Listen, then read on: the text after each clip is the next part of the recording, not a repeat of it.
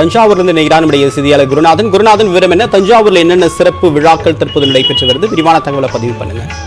தேவப்பிரியன் ஆண்டுதோறும் பங்குனி மாதத்தில் தஞ்சையில் பிரசித்தி பெற்ற திருவிழானது பச்சை காளி பவளக்காளி விழா என்பது தற்போது நடைபெற்று வருகிறது. இந்த விழாவானது கடந்த 13ஆம் தேதி காப்பு கட்டுதலுடன் தொடங்கியது. அதனை முன்னிட்டு இன்று காலை தஞ்சை மேலவீதியில் உள்ள சங்கரநாராயணன் கோயிலிருந்து விஷ்ணு அம்சமாக பச்சை காளியும் அதே போல கொங்குனேஸ்வரர் ஆலயத்திலிருந்து சிவன் அம்சமாக பவளக்காளியும் புறப்பாடு என்பது நடைபெற்றது. தொடர்ந்து இந்த இரு காளிகளும் தஞ்சை நகரின் முக்கிய வீதிகளில் சென்று பக்தர்களுக்கு ஆசி வழங்கி அருள்பாலித்து வருகின்றனர். இந்நிலையில் விழாவின் முக்கிய நிகழ்வான 2 காளிகளின் உறவாடுதல் என்பது நாளை நள்ளிரவு மேலவீதியில் நடைபெறுகிறது. இந்த விழாவில் ஆயிரக்கணக்கான பக்தர்கள் கூடுவார்கள் என எதிர்பார்க்கப்படுகிறது. தஞ்சையில் சுமார் 1000 ஆண்டுகள் பாரம்பரியமாக இந்த விழாவானது நடைபெற்று வருகிறது.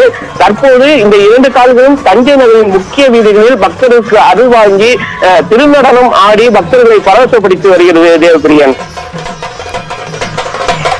தஞ்சாவூர்ல மற்ற மாவட்டங்களை போல தஞ்சாவூர்ல ஏதாவது சிறப்பு வாய்ந்த கோவில்கள் இருக்கா? அந்த கோவில்களை எது போன்ற தனித்தன்மை வாய்ந்த பண்டிகைகள் இன்னைக்கு கொண்டாடப்படுது குருநாதன்?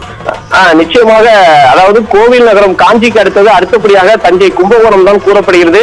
தஞ்சை மற்றும் அதனை சுற்றி பகுதிகளில் பிரசித்தி பெற்ற மிகவும் தொன்மையான ஆலயங்கள் என்பது அதிகம். குறிப்பாக இன்று பங்குனி உத்திரத்தை முன்னிட்டு சுவாமி வலையில் காலை முதல் பக்தர்கள் அதிக அளவில் குவிந்து வருகின்றனர். அங்கு காலை தீர்த்தவாரியும் இன்று இரவு வெள்ளி ரதமும் நடைபெறுகிறது.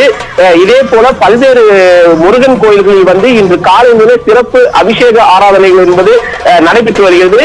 குறிப்பாக இந்த சுவாமி மலையில் இன்று காலை காவேரி கரையில் நடைபெற்ற தீர்த்தவாரியில் திரளான பக்தர்கள் கலந்து கொண்டனர்.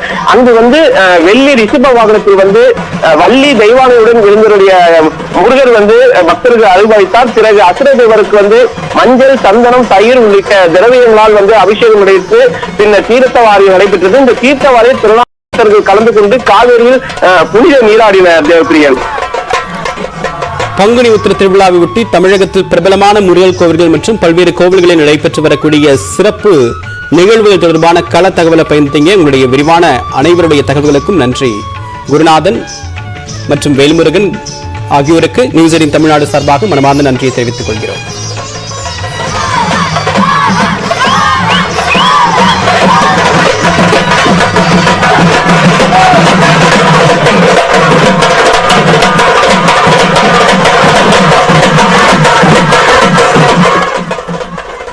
சிதம்பரம் நடராஜர் கோவிலில் உள்ள பாண்டிநாயகம் கோவிலில் பங்குனி உத்திர தேரோட்டம் வெகு விமர்சையாக நடைபெற்றது. திரளான பக்தர்கள் பங்கேற்று வடம் பிடித்து தேரை இழுத்தனர்.